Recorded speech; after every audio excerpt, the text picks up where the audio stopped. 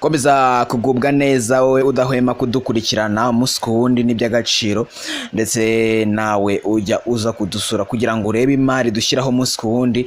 Biradushimisha cyane uba uri kudushyigikira ndetse natwe tukugezaho imari nziza cyane.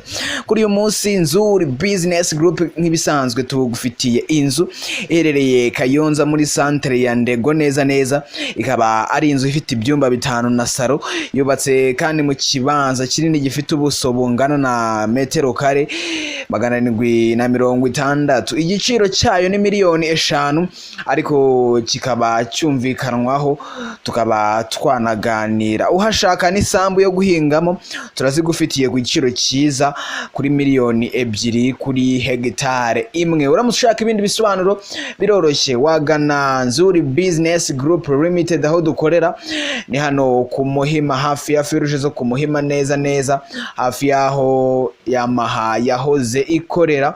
Ni ku nyubako y'amatafari ahiye yanditseho Shema House. Iyo uhageze uhita uyibona yanditseho Shema House, ni inzu y'amatafari ahiye.